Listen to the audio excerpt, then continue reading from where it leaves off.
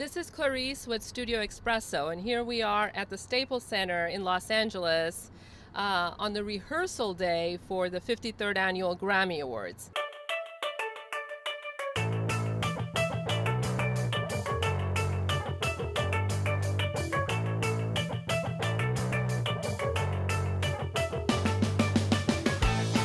All right, my name is Hank Neuberger, and I am the one of the supervisors of the broadcast audio on behalf of the Recording Academy. I've been here for a lot of the technology changes that we've brought through the Grammy broadcast audio. The artists who perform on this show are probably going to be seen by one of the biggest audiences they'll ever be able to perform in front on this telecast. And we want to go to whatever lengths necessary to make sure that they are presented the best they can be presented, and a lot of that has to do with sound. My name is Tony Bruno. I'm working with Rihanna here at the Grammys. What I love about working with her is she doesn't want to repeat herself on any of these, like any TV performances. So we'll take the same song, and if we do, 6 or 7 TV shows or award shows or whatever, we'll try and do a different version of the song musically as well as visually. And in this case, she's actually doing a song with Drake. It's just 2 versions on her record. One is with Drake, one is without, and we're doing the version with. But it's not going to sound like the one on the record because of what we're doing visually. We want it to sound a little bit more. I don't know. I don't want to give it away, but it's what we're doing is it's pretty cool. It's a different take on the song. Doug Mountain. I'm a consulting engineer with the National Academy of Recording Arts and Sciences, and I'm a member of the team who basically thought up the technical side of the Grammys and how we do it today. It started about 14 years ago, around the 39th.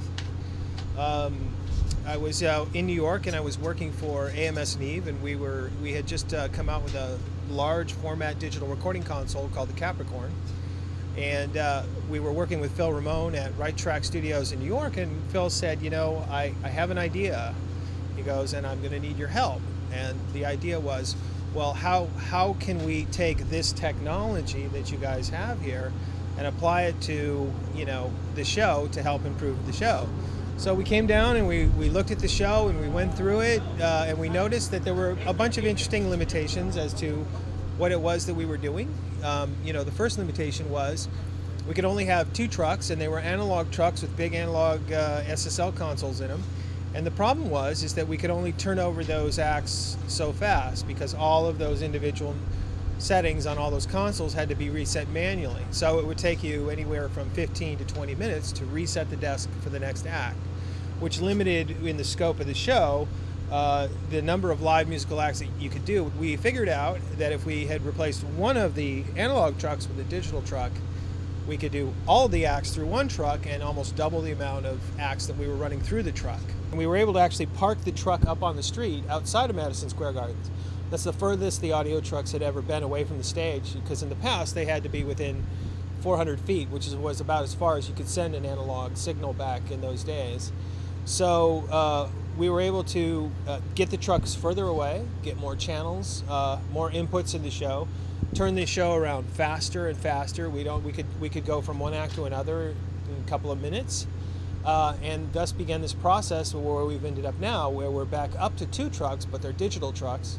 They're mirror images of each other. Hi, I'm Mark Lynette with Music Mix Mobile West at the 53rd Grammy Awards telecast, and we are sitting in the Music Mix Mobile West recording truck. This is our 2nd year at the Grammys, and partnered with our partners Music Mix Mobile from New Jersey. We have 2 Pro Tools trucks on site, one for record and one for remix, and we're sitting in the remix truck.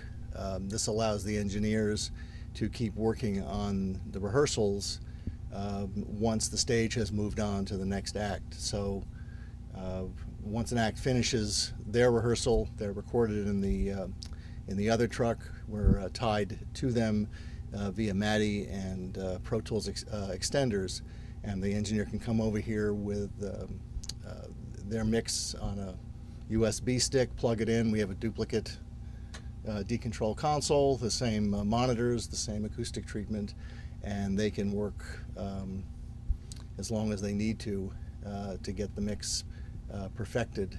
So come showtime, it's ready to go. So while we record on Pro Tools, the decontrol is 160 input control surface that doesn't record during the show, but is used as a static mixer. And what this allows the mixers to do is to build a very elaborate setups for each band, quite unique. We have a huge number of plugins, the Waves plugins being the most significant probably in usage. And so everything, they can build a custom setup with custom inputs for each act, because we're being fed 160 inputs coming off the stage, and obviously even if you had to scroll through all those at one time, it really would be tough to mix. The decontrol allows the mixers to build a session of just the faders they need, put any effects, plugins, whatever, store it, and then during the show it can all be recalled in sequence very quickly. And under, I think we figured it out once, about a minute and a half to pull up a session. And it's really to me it seems like the only way you can do a show like this with these increasingly complicated musical performances and get the kind of audio that they deserve. This is Gary Boss here, and we're at the 53rd Annual Grammy Awards, and I'm with Audio Technica, a microphone manufacturer. This year we've supplied maybe 200 microphones. That includes about 10 channels of wireless microphones, plus the ATM 350s, which are used extensively on the string sections. Barbara Streisand at this show is using one of our wired AE 5400 microphones, which we're really happy with. And really the way that works here is it's either an artist preference or an engineer preference. Just camera's good. Okay. Hey, Jimmy Jam here, Chairman Emeritus of the Recording Academy and proud member of the Grammy Foundation. And we just put on a great event that we do at every Grammy week, kind of the kickoff of Grammy week. We call it Grammy in the Schools. We bring in a lot of kids, over 1,000 kids from different areas, and we talk to them about all aspects of the music business. This year I did a panel that was all about music production. And I had Red One, who is Lady Gaga's producer, on there. I also had the gentleman that does all the stuff for Glee, who's the producer for all that stuff. And we had a great panel, had a great time. Some of the kids got up and sang, and we had the audience judge their producibility.